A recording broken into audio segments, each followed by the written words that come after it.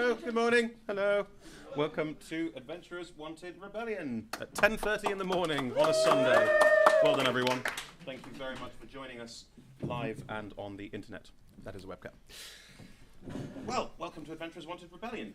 We, the company, are Adventurers Wanted. We've been doing live play D&D for a couple of years at Edinburgh Fringe now, and this is our second adventure. Well, last year's was 250 hours straight through. This year we're only doing 100 because we wanted to sleep and eat and, have a good time. So, slightly shorter adventure this year, but we've kicked off in great style. We are in the fourth day, 13th hour. 13th hour, thank you. 13th hour Adventurers Wanted. Every hour on the hour from 10:30 till 2:30, we run an hour of a D&D campaign that is continuous. It's an ongoing story. So you are coming into the story at this point this morning, somewhat in the middle, but we will explain as we go along. If at any point you're not sure what's happening, feel free to ask, speak. It's a very informal show. Before we dive into the next part, I would like to remind you that this performance is a relaxed performance. There's a relaxed attitude to sound and movement in the audience for the benefit of anyone who'd have difficulty being still or silent for the hour, and the lighting will stay just like this, and there'll be some background music, but there'll be no loud, sudden noises. If you need to take a break for any reason, you can head out through that door and come back in any time during the hour. If you need help with anything during the hour, Nemo's over there, and they'll be able to help you with anything. That's Nemo. Give them a wave, catch their eye, or just head over to them, and they'll be able to help you out with anything you need. We're also joined for the first hour of the day today by Tommy, our wonderful BSL interpreter, who will be signing this game's entire hour as we improvise our way through it. It's very impressive. Give Tommy a hand before we get started. Splendid. Thank you very much. Now, what are we doing? We're playing Dungeons & Dragons. What does that mean? For the uninitiated, we are telling a story together. The four people to my left and right are playing characters in a universe that we play in together, and I play the rest of said universe. So I will be everyone they encounter, every setting they go through. I'll narrate it, they'll talk. Collaborative storytelling at its finest. Before we go on into the story hugely, I think it's best if everyone introduces themselves. So starting on my right, I'll ask you to introduce your name, your character's name, a sentence about them, nothing too much, and what pronouns they prefer, please. Hi, my name is Oz, and I'm going to be playing Shelby, the turtle bard. He is a form of turtle person who enjoys terrible music and fortune-telling. He is a he, and yes, we'll see where that goes. I'm Fergus. I am playing Reed Goodbarrel, the halfling bard. He loves food and he carries his violin everywhere he goes. Splendid. And what pronouns do you prefer? He and him. Thank you very much. Hello. Sorry. You're already there. You're already already character. in character. My name's Catherine, and I'll be playing Datty Hearthfire. I'm a dragonborn druid who likes to bake and owns a lovely little tavern. Dottie is basically Molly Weasley if Molly Weasley became a dragon but didn't realise she was a dragon. She has no conception that she's a dragon and that people are scared of her because she's like 7 foot tall. I'm Naomi, and I'm playing Roberta Risk, elf, war journalist extraordinaire. Was an academic before the war, is now documenting everything, and I really do apologise. I'm flicking through a PHP because I'm levelling up, and she uses she, her pronouns. Excellent. Thank you very much, Nate. Cool. The story so far. About 5 years before this point, a horrible calamity occurred in a country called Deriland. Deriland was invaded by an evil elder god that tore through the landscape, rent it to pieces, and then departed. It left behind a cult of its followers that has been ruling over this country, and in quite a horrible way for the last 5 years. There's a very downtrodden group of survivors who have been trying to make their way in the world. However, a couple of days ago, said survivors rebelled against their overlords, breaking free of the mine they were forced to work in, and have taken back their town of Holmwood. They have now managed to find some allies in some dwarves in the mountains nearby and some elves in the woods nearby, because fantasy tropes. And they are now thinking of their next plan. So let's start off with some nice town music. Everyone's having a lovely morning. A bit like now, actually. Yeah. And let's have our 4 party members in town discussing what happens next with your allies. So we've helped those dwarf fellows and those, the elfy ones with the pointy ears. No, what do we do now? I would like to have some breakfast. Good plan. Yes. Well, I've brought some lovely rosemary scones for everyone, so would anybody like maybe Yes, some please. lavender shortbread? Oh, yes. As everyone is sitting around enjoying their breakfast, the town is looking a lot better than it did during the calamity, as it is now starting to get rebuilt. Some buildings have been fitted up, and there's clearly more space now for people, which is very pleasant. The beginnings of a small grove of trees are being planted outside, which happened in the last adventure. And there is a general sense of, if not necessarily peace and quiet, of industriousness and moving forward. There seems to be a very positive vibe in the air. Families, children playing in the street, that sort of thing. Have we thought about who's meant to be in charge here? I'm not saying me. I'm not dreadfully good at telling people what to do things. Mostly, I make bad decisions. That's all I'm saying. Looking at history, when we've appointed one leader, that's not ended particularly well. Oh, I see. Yes. I like to think of ourselves as a collaborative community, I serving agree. together and being friends. As you all say this, Simon, the leader of Holmwood, walks into the town square where you're all sat and enjoying an early morning repast. He is a blonde humanoid with a tea. What about that guy? He look. Morning. How's everyone doing? Very pleasant, I had a lovely sleep last night, and I had a lovely dream about sewing and embroidering, and it smelled like lavender. Just lovely. How are you? Did you sleep well? No. Did you eat it? Would you like a scone? I'd love a scone, but no, I'm thinking about what's happening next, and quite frankly, everyone seems to be of the consideration that we should be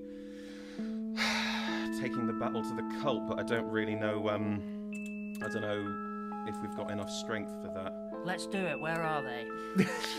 Well, there's thousands. Straight in there. I mean, Straight in. Literally everywhere. literally everywhere. Like we are a lone bastion. I think we've managed to avoid detection so far, but I think it's possible we might have more cultists coming our way, and we could probably do with some more support. So what you're saying is, on all sides, we're surrounded by the enemy. Yeah. At any time, they could send a merchant, a trader, or anyone, some sort of diplomat, to come and chat with us. But they don't know we're here. So the worst thing that could happen is that. I mean, if you're Very expecting a soon we could all merchant or a die. trader, I'd be very concerned. These are not people that mercantile or trade that much. Have you missed that we've been mining for Well, I 5 figured years? someone would come and get it. Yeah, at some point they're going to work out the ore's not coming down from the mine, then they're going to send someone to investigate. So we're against the clock a little bit. I think so, yeah. So we have the support of the elves in the forests and the dwarves. Yeah, as he In says there. this, the dwarves and elves, you can see them, they're around town, they're integrating quite well. The dwarves are very tribalistic, lots of face paint and tattoos of bears normally. And, not like modern tattoos of bears, like sort of stylized bear paws, that sort of thing. And the elves who are there, as elves are wont to do, they're quite quiet, quite withdrawn, they tend to be relatively colourful, and they are all interested in helping out, they're getting involved, or they are sitting in and that sort of thing. But there aren't many people who are good with magic. Okay, so That is the main thing you can observe. who else? Who in this area would be good with magic? Oh, I remember. Someone told me yesterday. When I talked about the dwarves on the mountain, they said no, there were sorcerers on the mountain. I got very confused. I was like, dwarf sorcerers? But no, apparently there's a separate set of magical people. Well, we Yeah, need to there go are. see the sorcerers on the mountain then, don't we? There is a school of sorcerers up in the mountain, that's right. What might be helpful is a human sorcerer. Yeah, perfect. I mean, this is absolutely ideal, if anything. We'll just narrate till we get here.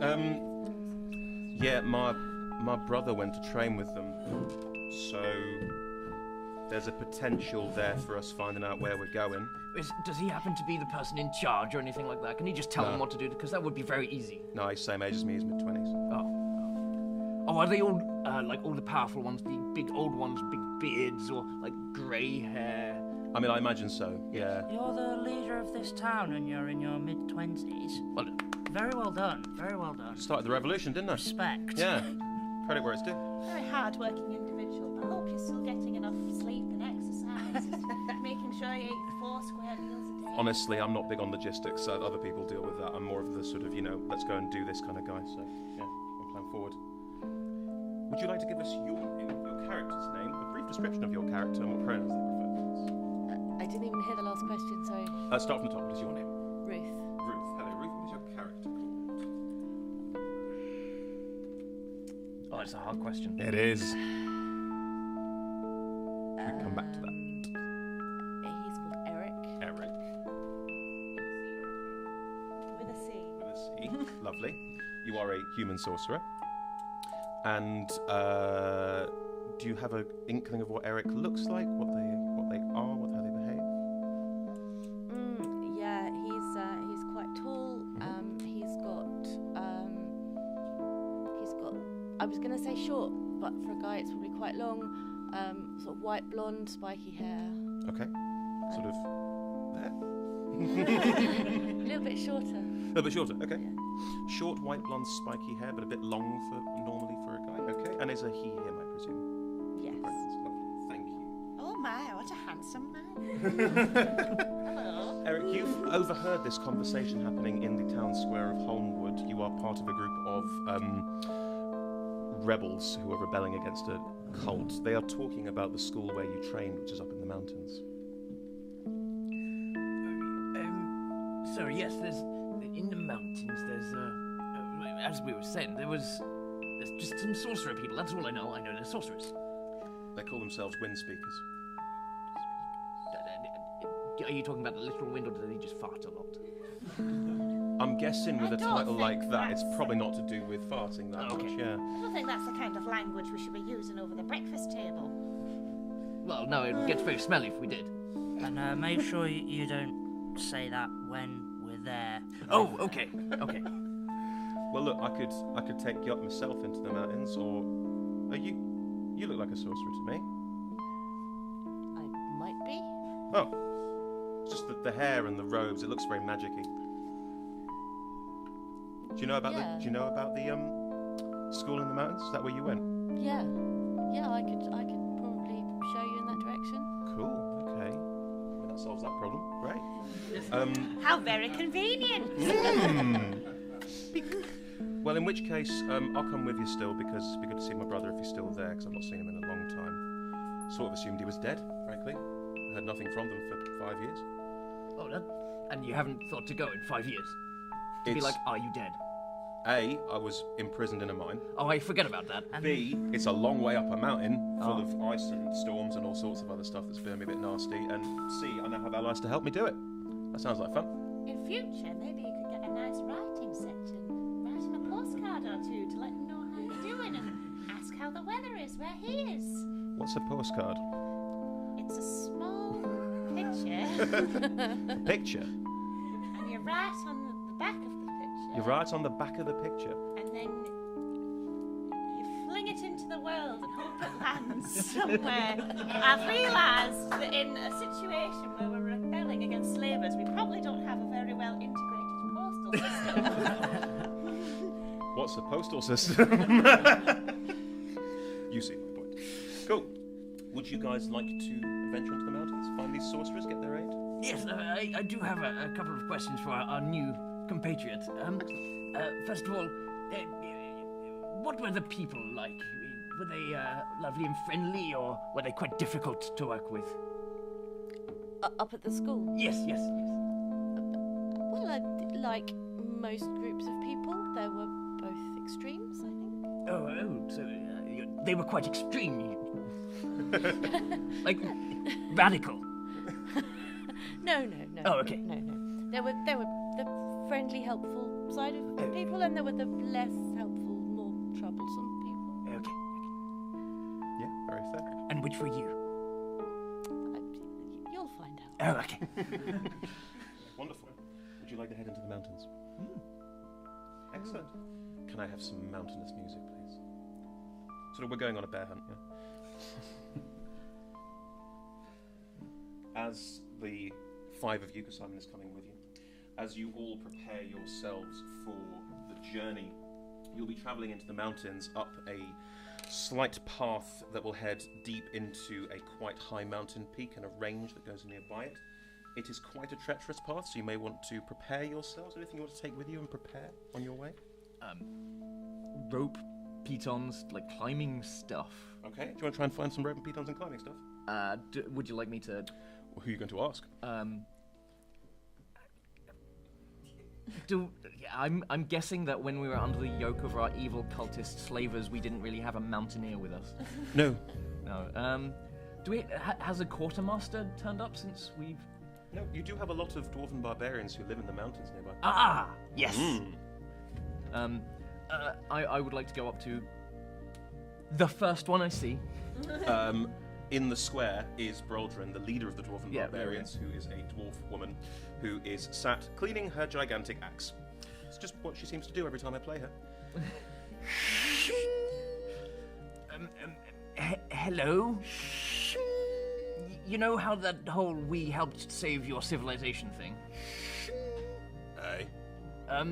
Well, during that, you know how you live in the mountains and it's all lovely and dark and lots of rock everywhere. I'm sure it's very culturally appropriate for you, but... Are you asking for a favour? Yeah, sort of. Me and my compatriots here, we're looking to go up the mountain.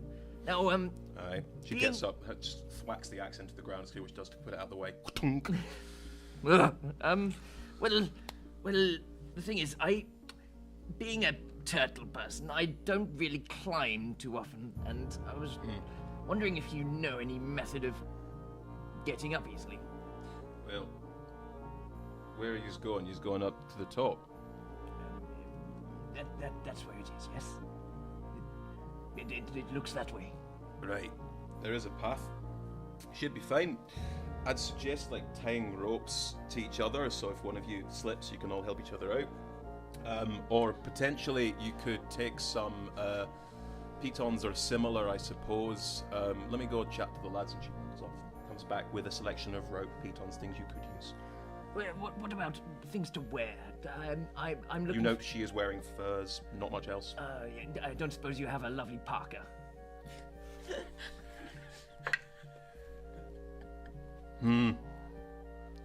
Oi, Orengar! A dwarf comes over. Gear your fur. What? Gear your fur. Alright, takes it off. He's not wearing anything. Well, Hands you his furs. Oh my. Oh, sorry. Walks off. The turtle attempts to put on the dwarf-shaped parka. Roll a dexterity check for me. We'll be using this 20-sided dice and rolling to see how well people achieve things. A total of 10. 10? Yeah. I mean, your shell is huge. Yeah. You managed to While sort of... he's trying to put it on, I just start playing a jaunty little tune on the violin so it looks like he's dancing. Little dancing jaunty tune as you put it on. I do love a show. Does it end up with my arms like this?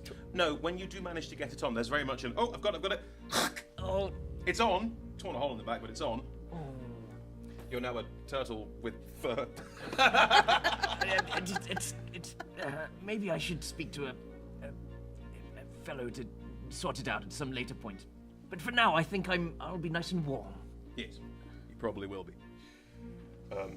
I guess enjoy yourselves. It's very pleasant there this time of year. Did she give us the Rope and pitons. Yes, you will now have rope and pitons, so you will have a better time of climbing a mountain. I'd send you a postcard, but I've heard they don't exist in this particular universe, so... What's the postcard? Listen, you. Okay, so you now have some materials. You can head off into the mountains. As you head up the path into the mountains, the same path you went to find the dwarves earlier, Eric leads you off the path quite early, and you are skirting alongside the tree line. The snow starts to thicken as you walk further up the mountain, so you're starting to get that crunch underfoot of snow. And as you continue forward, the tree boughs start to become a bit thinner, and the tree line starts to thin as the weight of snow is clearly crushing the trees down. Before long, you are walking through a snowy expanse. There is a mountain up ahead of you, and there is a range going alongside it. And the snow beneath your feet is crunchy, but you don't seem to get much sign of a waymark or anything similar. You know where you're going. I'm just allowing this, if that's all right with you. So as you make your way up the mountain, can you roll perception checks for me, please? Oh no! I got a number 1, which is a critical fail. 1 or 20-sided dice, the worst possible option. So that's great. You're currently snowblind. 14. 14. 13. 13. I'm trying to catch snow like 11. So while Dottie's distracted trying to catch snowflakes with your tongue, Heard they're all unique. the three of you start to realise that up ahead of you, it starts to get steeper, considerably steeper. It is not yet at enough of an angle to require climbing, but you are going to be going up at quite a heavy pace. But what you do also see, and Eric, you knew these were here, you're heading for them specifically, there are stone steps carved into the rock. They don't look like they've been very well maintained. If anything, they look like they've been there for about, 5 years, and no one's really looked after them. But as you walk closer, you can see that there are no footprints in them, that you are on the beginnings of what's probably a path up the mountain. I take it this is the way. Of course. I'm rather small and deft, so should I head up first in case anything happens? Well, you probably won't sink through the snow as much. That sounds like a good idea. Slippery Please steps. note, while you're saying this, the gigantic heavy turtle is up to about his Yes. snow, and you're just sort of perched on top of it because your weight is barely enough to get it to sink down. Yes, Legolas, I ain't. Yeah, Legolas, you ain't, I'm afraid. Sorry. You want to sneak up ahead? Yep, I'll head on. Please roll a stealth check for me. See how sneaky you are. Okay, that's good. 23. 23. 20 is the top number on that dice plus stuff on that sheet, so that's very, very good. I'm just like on my toes from when I went to a dance school. Just like sliding along on top of the snow. I mean, he is, but none of you can see that because at this point he seems to sort of fade from view into the snow line and around the rocks on this path. You're almost not sure that he's still there. Are you continuing behind if he goes on ahead? A fair distance behind, because knowing that the giant turtle person will be very visible compared to that. Okay, that's okay. What order are you walking up the stairs in? It is single file. Well, do you want to go first? Yes. Eric goes ahead. I'll go behind that. Fine. I'll take up the rear with a jolly tune. What jolly tune you taking up the room with? Bearing in mind, I can't sing or play any instruments. I'll Yep. just be like, oh, the weather outside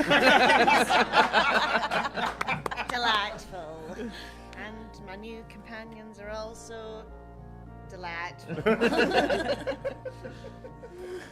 Lovely. Okay. Well, you're in the back. That's very useful. Can you roll a perception check for me, please? That is 10. 10.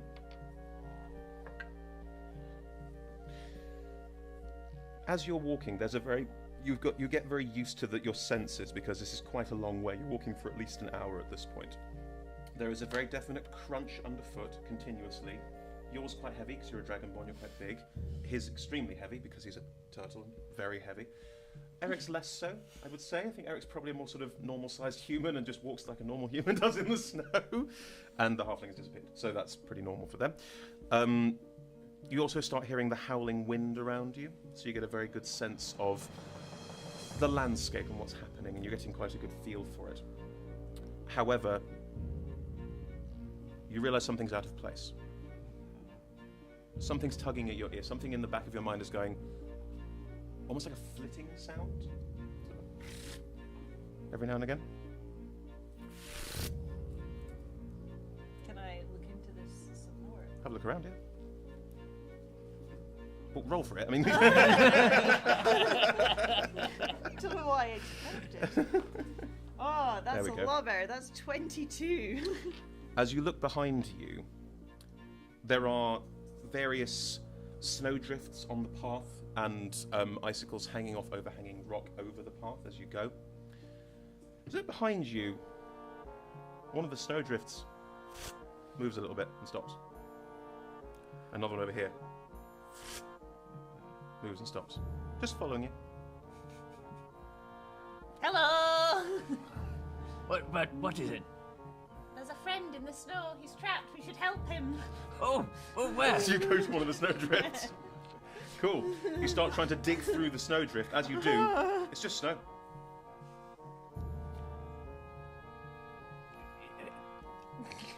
Eric, I think the cold has done something to our friend's brain. I thought there was a friend trapped. I thought we should help him, but I'll just make a snowman. Then it's another friend instead. 23. 23. High rolls this morning. As you're watching this a bit perplexed, you see a snowdrift behind her just move slightly. It might be the... Did you see the snow moving? Yes, it was a friend. Just trapped. behind you! That one there! Another one. I hear all this and I just stop a bit further up and just take my dagger out ready to throw it just in case something goes down. Cool. You are within 60 feet of them, so you'll be throwing a disadvantage. Just got back a bit closer. I would like to... something's not right here. By my turtly power, I would like to detect the thoughts around me. I'm going to cast a spell, detect thoughts, to read the surface thoughts around me. Yes. What I can see. No, roll for that, isn't it? I don't believe so. No, so it works as sort of a scanning device. You sort of go, I'm detecting the thoughts of things. You can use this spell to focus on one person and read their mind, or just generally get if there are thoughts within 30 feet of you around you. That's totally fine. As you cast the spell, how do you cast spells? No. I bring my turtly hands together, and as I pull them apart, there are almost strings and strands of fate between them. And I'm making this up on the spot. Cool. Pretty cool. And as I focus on one, it becomes slightly brighter, and then I pull that one apart, and almost like dust comes from it, and I just gaze into that, and that gives me the feeling of what's happening. That's really good. Yeah, that is really good. Ooh, shivers. Oh, Yeah. Cool. As you scan around, you pick up some stray thoughts from the area around you. Dottie, what are you thinking right now? I am transfixed by bright shining lights and snow. Okay. Eric, what are you thinking right now? I'm wondering what on earth these characters I've found. This is all a little bit unlikely. All a little bit unlikely. Okay. What are you thinking at the moment? Actually, you're too far away. It's only a 30-foot radius. That's fine. Damn. But if you get closer, it might affect I am you. walking back down at Cool. this point. What you also hear, Shelby, is...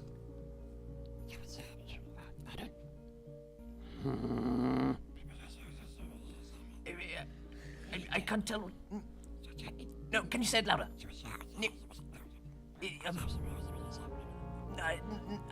It's about 3 o'clock. Yeah.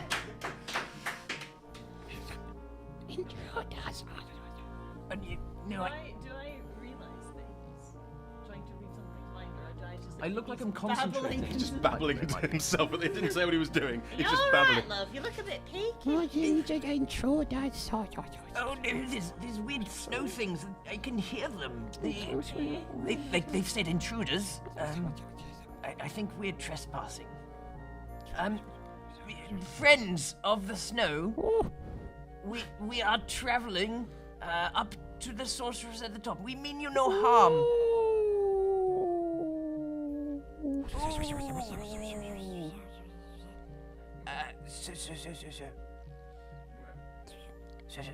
Is he trying to make noise? I don't know. He's very strange. Yes, I am very strange. He is very strange. He just said he was very strange. Yes, are you some sort of fey creatures, some fairies or snow fairies, goblins? As that happens, the snow drifts around you, and you realize that 10 of these and icicles are just sort of detaching, and these little flying creatures made of snow and ice are floating around you. They're called mephits. and they are in various forms. They look a little bit like they are made entirely of snow, like tiny snowmen almost, or they have sort of jaggedy, sharp bits where they look like they're made of ice. And they're just sort of buzzing around you, now not trying to hide anymore because they recognise they've been discovered, and just floating around you all going, "Oh, what's up?" And just floating up, sort of picking up bits of clothing and hair, and they're interested, engaging with you. I told you I could hear something. I'm not that old and crazy. I crumble up some shortbread in my hands, like rub it so that it's crumbs and just like hold it out. They all come flying towards you and start picking it up. They're not eating it because they don't eat shortbread, unfortunately. But they are sort of going, "Oh, so I'm picking up bits," and licking it fall through their hands. Like they're amazed, never experienced shortbread before. Having fun. It's homemade, all organic. Help yourselves, boys. As you hold your hand out and all 10 of them are buzzing around it, one buzzes right up to Shelby, right in front of his face. Hello. Hello. Hello. We're looking to travel through your wonderful home here. Intruder. Oh, no, it was a mistake. Oh. Will you accept maybe a small token, a gift for each of us if we Ooh. travel through? Yes. Okay. Gift. Who's got gifts? You got gifts? Well, I could give you the gift of wisdom.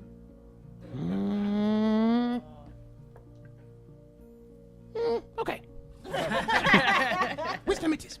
Yes. Okay. So, he reaches behind into a pouch and he pulls out a small deck of cards. And I should be able to tell you a small bit of your. You know your past, and how about we read into that? We talk about the present, and then maybe I tell you a bit about your future.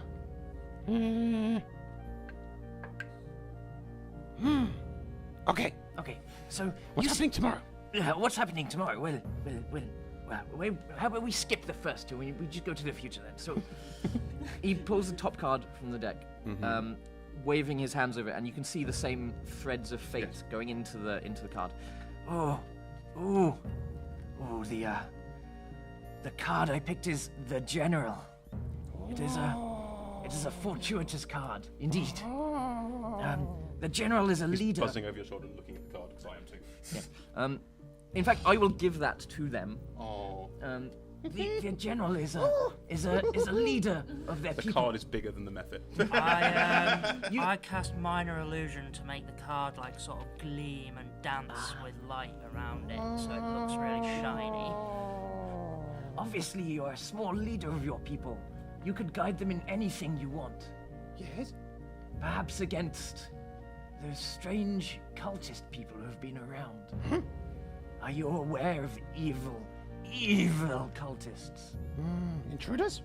Yes! Not us, the other ones. Oh, they're dead. They're all dead. Well, that just proves how good you are at being a leader. He takes the card and, like, he would pocket it, but it's bigger than him. So he sort of just holds on to it. Okay. Not dangerous intruders. Okay. And the others all start to buzz up, and they just sort of, they're looking at you for a bit, and they're quite pleased with how this interaction has gone, and they all suddenly just sort of fade away into the wind. You do see the card sort of floating in midair away.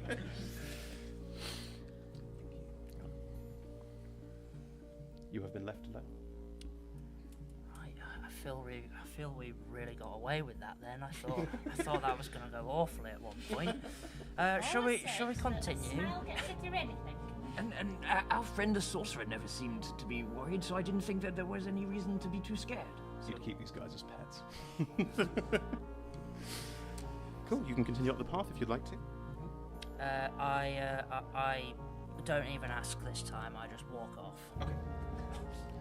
As you move on up ahead, you are slowly travelling up this path. And the steps, when you reach a certain point, stop. Because the landscape is no longer climbing at a mad rate. It's actually evening out a little bit, almost plateauing. And as you crunch up a bit further, as you get to the top of a ridge, you can see why. A very wide, very deep glacier is spanning across a good, I mean, we're talking 2-3 miles of glacier at least, is spanning all the way across between two mountain peaks. On the far side, you can see a stone building. Well, that's a nice view. And roll perception checks for me.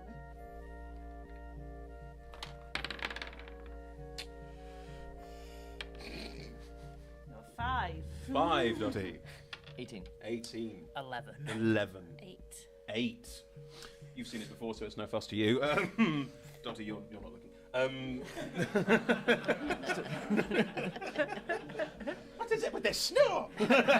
Any piece of snow could be a new friend. Oh, man, Dottie. The two of you do see up ahead of you this stone building built into the side of the mountain on the far side of the glacier.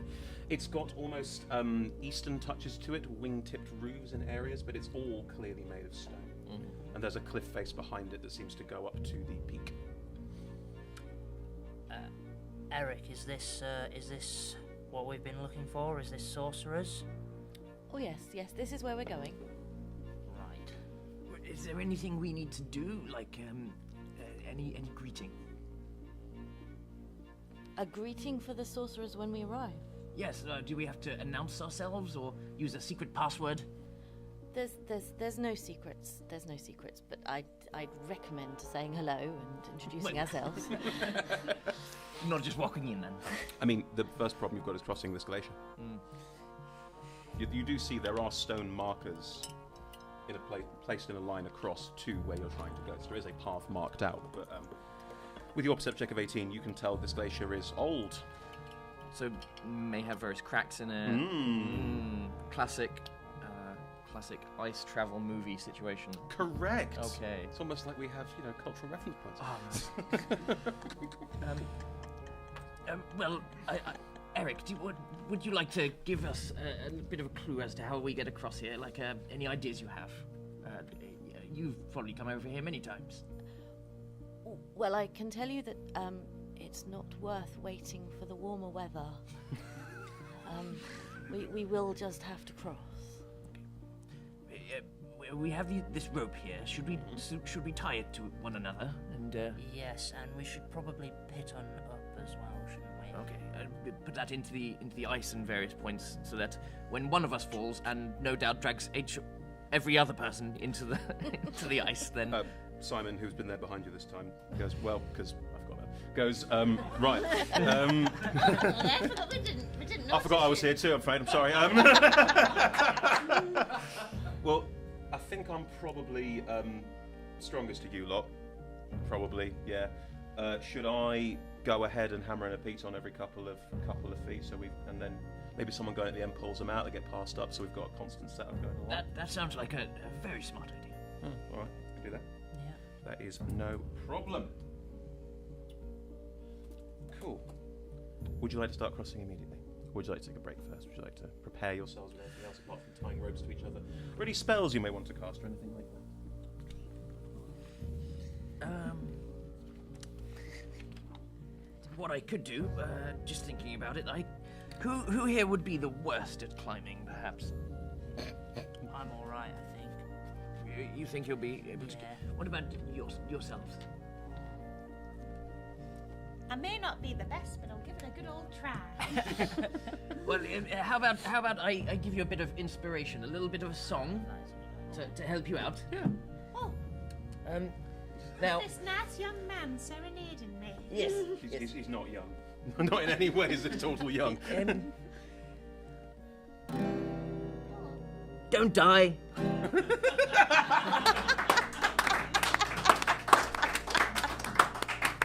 Where did the guitar come from? Is it on the back of your shirt? Yeah, it's just a slung. Peeking through the ripped furs. You are a wide load at this point. Grief. Are you calling me fat? No, just big shelled. No. Oh, yeah. I think he's a very shapely man. Ooh, well, there you go. Is it a D6 or a D8? Your Oh, inspiration. I thought you meant my size. It's a six-sided D6. It's a 6-sided dice. So you can add a 6-sided dice to any 20-sided roll of your choosing for the next 10 minutes of game time. just so you're aware. Not 10 minutes of actual time, 10 minutes of game time. Cool. You start crossing over the glacier. Now, glaciers tend not to be a single uniform surface. They are pitted and marked, normally through years of water flowing through them before pieces crack off and move further down the mountain. So what you are walking into is basically a warren of icy caverns and caves. You can still see the sun above you, and you will be able to mark your movements easily, and there are stone markers along the way to show where you're going. But you are making your way crossing ice, so it's very slippery. You are going to occasionally lose sight of where you are or have to try and double back while making your way around something. And I don't know if you've seen this before, but if you're standing inside a glacier and it's sunny, especially when there's bright sunlight at the top of a mountain, the light comes through the ice. And because of that, you get a very sort of blue hue to the light crossing over you, as well as the yellow from above, and quite often rainbow effects because of the way the ice is situated. So you are currently surrounded by various different forms of coloured light as you pick your way across here. It's very pretty and very pristine for now. Oh, thanks for that ominous addition. Can everyone make an athletics check for me, please? Oh no. Athletics. Oh, do we have a D6? Did you say? Only she has a D6, I'm afraid. You add a -1 to your roll. That's well done for being so athletic. It's tiny. That's what happens. Yeah. What is your roll? 5. 5, okay. 21. 21, excellent. 17. 17, marvellous. 9. 9, okay. Simon rolls relatively high. Simon is going ahead, and as promised, every about 5 to 10 feet, he hammers a piece on him very quickly, nothing too clever. And you are all tied together with rope which is feeding through the piton at the front. So, as you walk along, you will all eventually reach a point where you have a piton behind you, which the rear guard is to pull up, pass on to the front, and so on for safety. What order are you travelling? Who's going first after Simon? Do you want to go first? You've been going first the whole time. Yeah. Okay. I think I would. I think I'd just walk in and just do it. Lovely. Yeah. All right. I think that confidence is also where that 5 comes from. There's a certain amount of, I can. The ground is pure ice at this point. It is very, very slippery, but Simon does catch you with an arm and go, "Come on, little man." Who's going after? Who's going second? I feel like I would be useful at the rear because I'm very good at passing rope and being helpful and... Okay, right. Okay. I'll go after him if nobody else is. Lovely, and then Okay, yeah. two of them. You also have a slight slip underfoot, but with a 9, you're fine. You're not going to fall over or anything, and you are used to this terrain, so there is a certain amount of. I'll just very quietly, so that I don't cause any problems, just hum a little tune for Eric and inspire him. There we go. Oh. So you now can add a d6 to 127 dice roll for your choice in the next 10 minutes of game time. Have you used yours? No. Oh, 17 naturally. Very good. I'm a strong lady. Yeah. I'll say you Lots are. of days lifting hot trays out of... You're also a humanoid dragon. Like, you're tough. One would assume. Also that. Yes. Cool. After about 5-10 minutes of travel, you are getting into a rhythm of this where you are passing feet on. It's quite slow movement because you're being very cautious, which I approve of. Very good. And as you continue your way through, you reach a point in the glacier where you are in almost a bowl. You are traveling across the bottom of quite a deep bowl. There's no water running through it at the moment, but the sun above you is almost covered by the sides of this filling in at the top. You're making your way down across the middle of this about maybe 100-foot wide bowl. As you do, can I ask you all to make a perception check, please? 23. 23. 22. 2. 8. 3. 3. I'm sensing a pattern. As you continue forward, I think you're still trying to make your way around this ice, but it's not something you're very used to. There's constant slippage going on. Eric, you're okay with this sort of thing, but you're not the most physically strong guy, so this is more of a stupid ice kind of situation, I imagine, more than anything else. While the two of you, being quite hefty, stalwart people, are just pouncing your way through. As you go, you two hear a very faint rumble, a very low rumble. rumble. Are we talking like like a creak and crack of ice and a rumble, or just the rumble? The creak and crack of ice and a rumble sounds more atmospheric, doesn't it? That sort of faint. Why did I say that?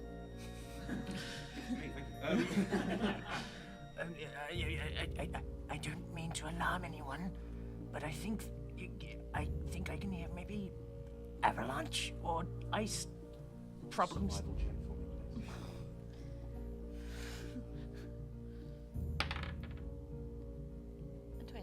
20. You're local, you know this. The glacier shifts. Glaciers all shift because they're in actually a very slow-moving river. This could be normal. Could I do a? I don't know how this works. A Sure. nature check, maybe. Absolutely. To Yes. see. Please do. Okay, at this point, I'm Oh. throw that in. Feeling inspired. 15 is that? 15. You know that the movement of the glacier is normal. This cracking of the ice inside it is normal. This is not a sound you should fill you with any sense of concern. However, that nature check, there are creatures that live in the glacier that aren't necessarily friendly. You could communicate with your allies if you so choose to. Yeah, guys, I wouldn't worry about the noises. I think that that's perfectly normal.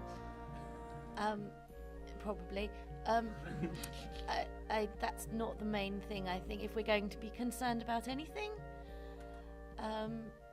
yeah, there might be some living creatures that it might cause a little bit of a problem. What sort of living creatures? Sort of small furry creatures. They Like a badger? Like an ice badger. even probably like a miniature ice badger. A friendly weasel? Oh, we're going to see some ice badgers and I've friendly always weasels. wanted to see an ice badger.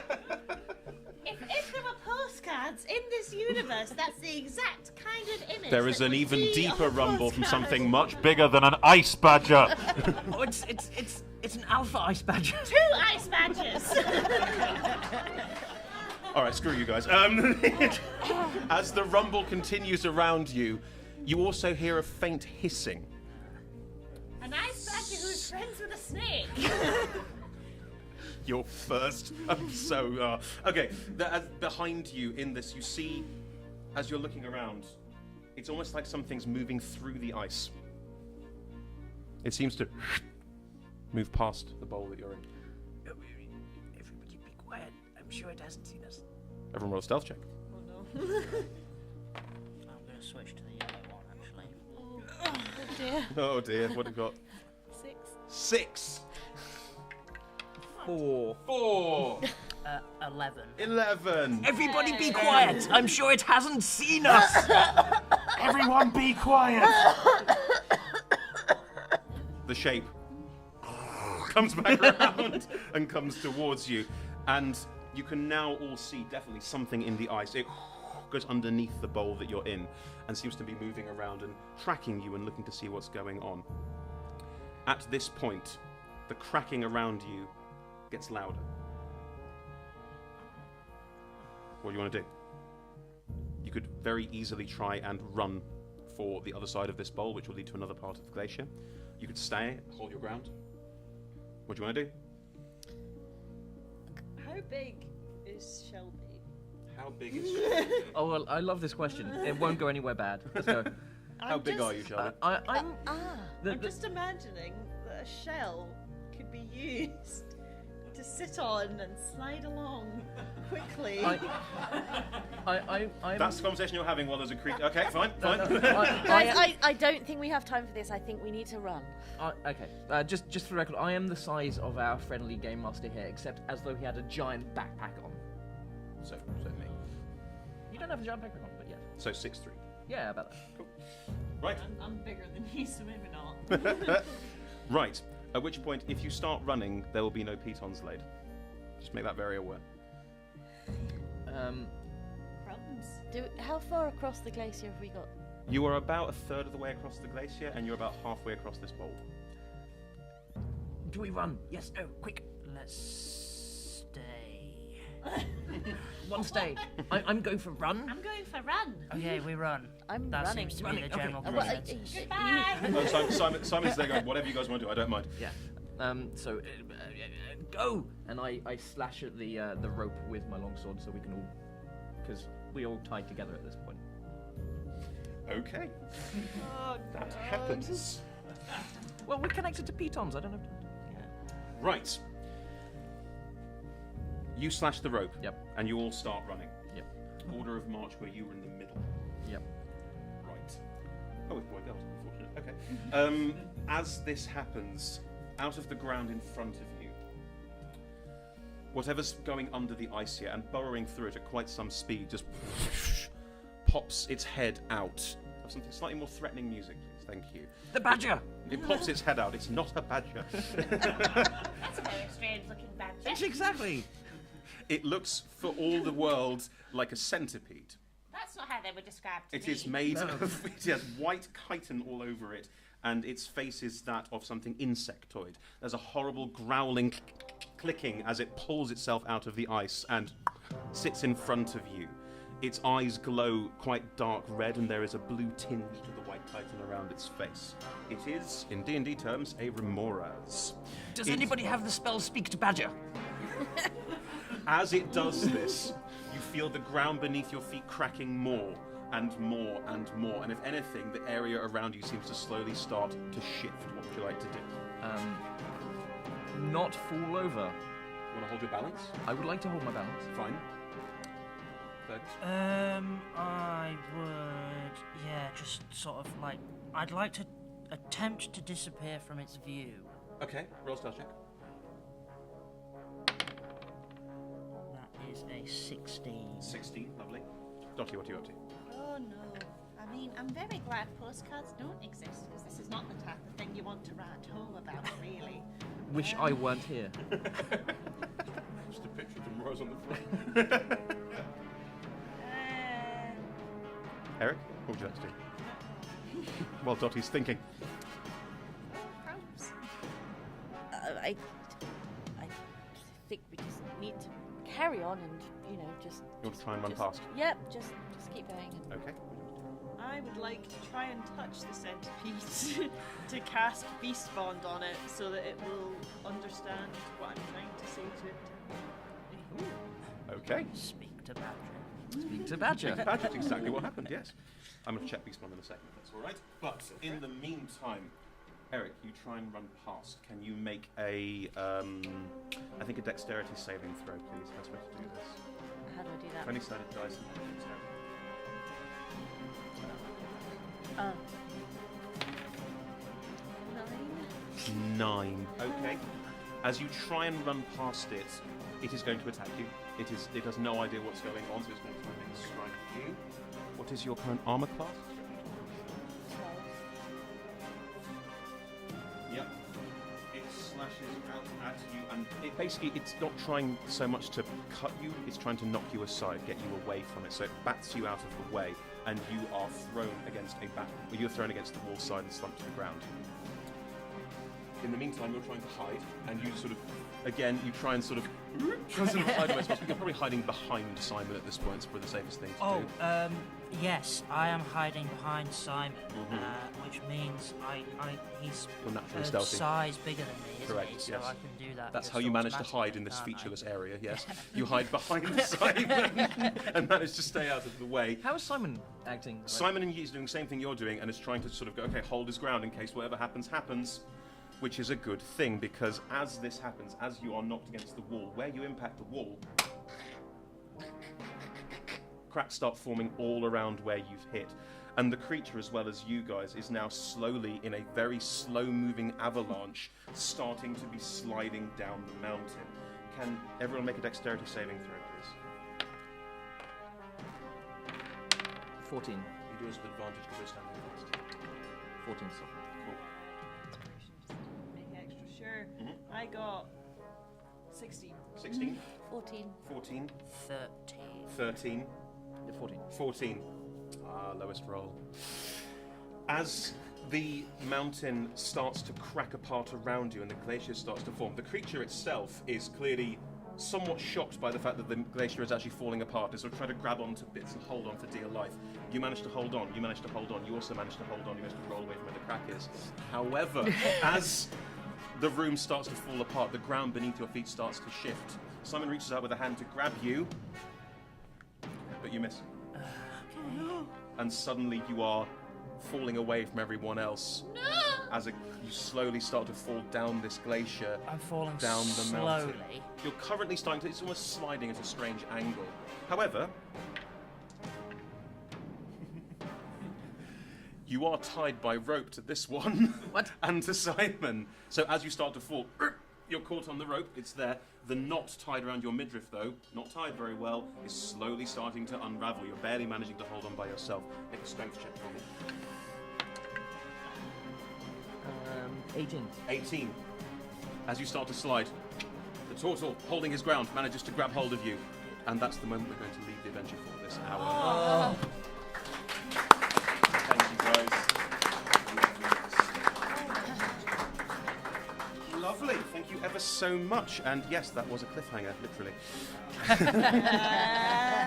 Feel free to drop back in to see us whenever you have time. We're running from 10:30 till 2:30 every day of the festival. There's a full 100-hour adventure, which will be going through various different locations and landscapes and ideas of adventure, so do keep track of it there.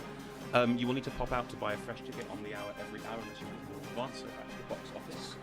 If you cannot join us in person, we are streaming live on the internet at twitch.tv/adventureswanted, and we are live tweeting the whole event with Adventures 250.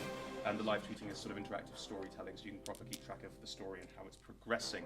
We're also on Facebook, Twitter, Instagram, and if you liked it, tell people on those devices. Thank you ever so much. We also have a Patreon page where you can support us by becoming a patron if you fancy that sort of thing. And you can also buy tickets to play, as these two did on this hour, if you fancy joining the adventure in person. We are running a bit late on time, so we'll do shout-outs very, very briefly. Do tell us if there's something else you'd like to shout out about briefly before we go. Nope. You're good? I also do performance poetry. If that's something you're interested in, go to my Facebook. It's just Catherine Wilson Poetry. Splendid. Thank you. Hi, I'm Oz, and I'm on a journey to help people become, to level up their skills as a game master, like this fellow. I can be found on Twitch, YouTube, and Twitter at OzMills, and my focus is on community building, diversity, and personal improvement. If you want more information, I have cards here that I can send you away with. Hi, yeah, I'm Fergus. I don't have a show to plug, but if you ever find yourself on holiday by the sea, I'd just say I would urge you to donate to the local lifeboat. They put their lives on the line. They're great people. So yeah, please spare what you can from the lifeboat. Well, there we go. What a lovely way to end the hour. Thank you ever so much, guys. We have a very quick turnaround, so I can ask you to vacate the premises and join us again if you fancy. Thank you ever so much.